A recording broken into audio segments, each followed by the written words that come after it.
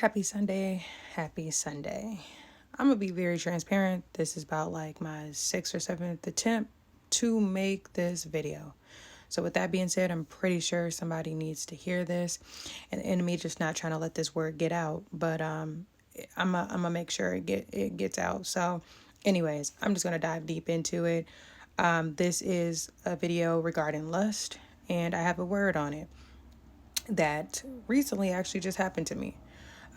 Like I said, I'm on my journey. Been on my journey with the walking with the Lord now for a year and a half.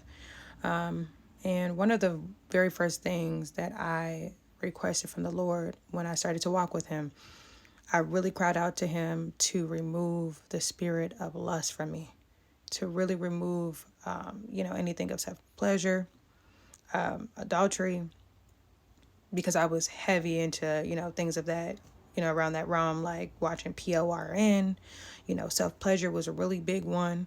And, adultery, because I was not married. And even if you're in a relationship, it says you're not married, so you're single.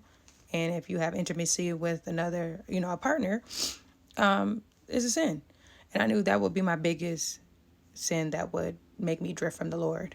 And if I told Him I was going to walk with Him, I wanted to make sure I walked with Him with grace and try at least my best, at least my best.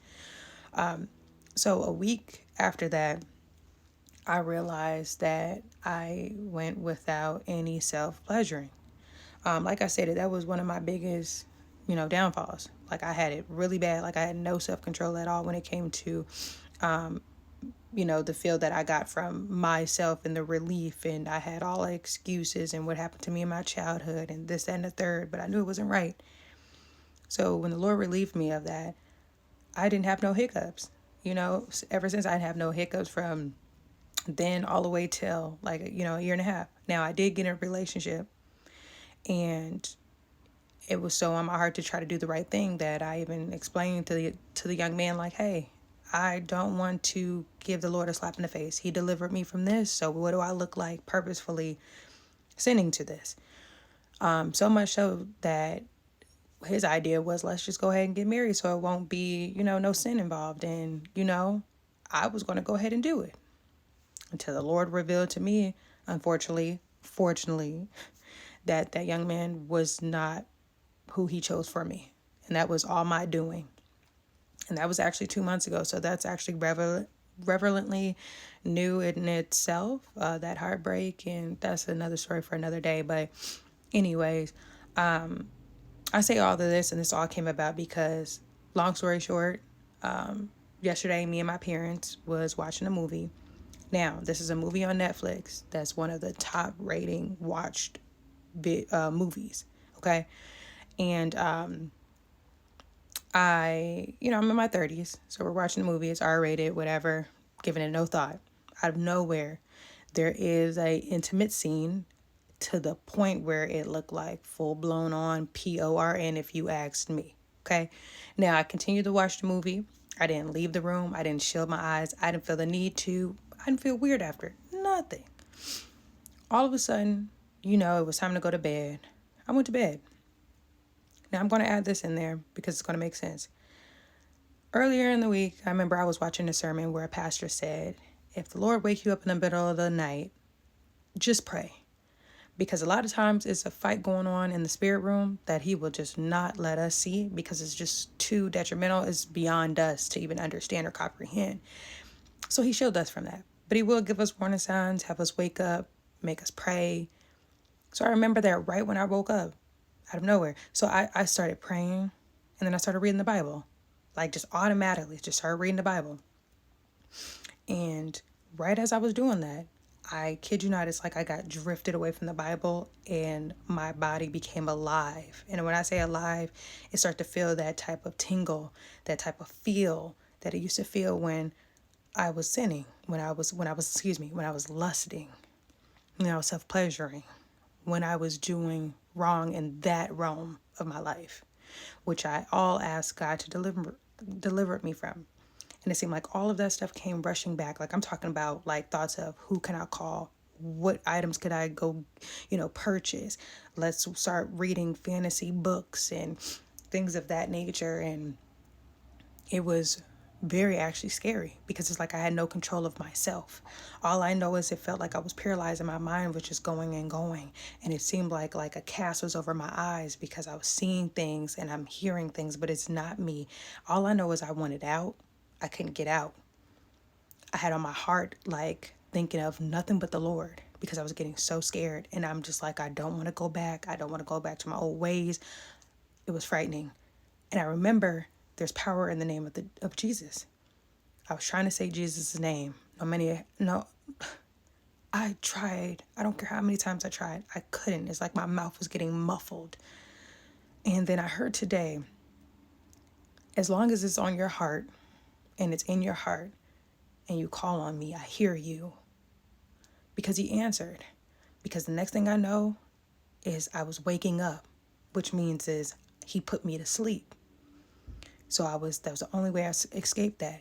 I remember in the past when I was going through that week, right before I was delivered, every time I wanted to do something, way late at night, I remember the way I got out of it was getting put to sleep. Because just before I would do something, act or something, I will be waking up. Meaning, dang, it's morning time. Okay, I got to go to work. Just, wow, okay, I went to sleep. And it was a pattern.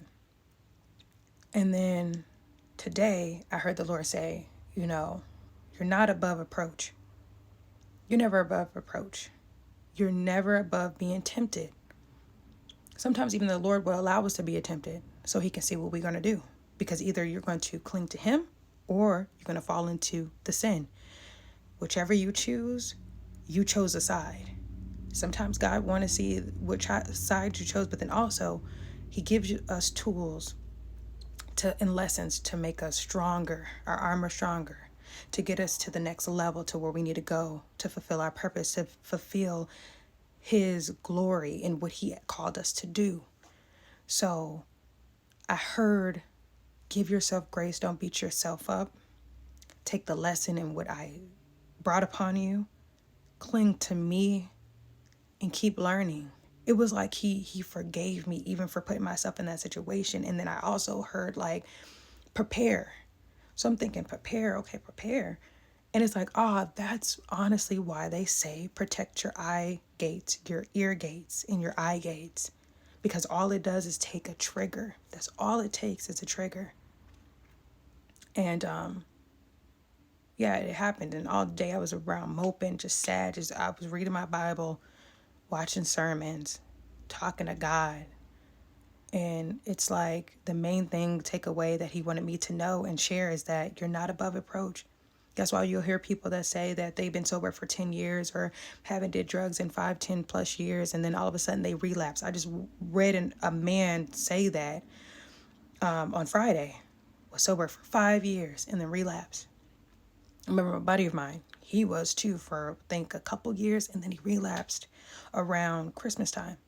Now he's 2 months sober, which is great, but it just shows you that the battle's going to always continue. The battle's going to always be there. So you got to make sure that you're prepared. You set boundaries, that you're not above approach. The enemy will learn you, and he will learn your triggers. And he will always try to test you to bring you back to him, because he want to take as many down that he can, because he's that bitter. So cling to the Lord, stay armored up, stay prayed up, and just know you're not above approach. You have to practice this all the time, what you was delivered from, so you won't go back. The enemy will tempt you. He will try you. And it's scary, but you have to just keep trying. God didn't give up on you. He hears you. And even if you can't utter his name, because there's power in the name, say it in your heart, and he will deliver you once again. Stay blessed.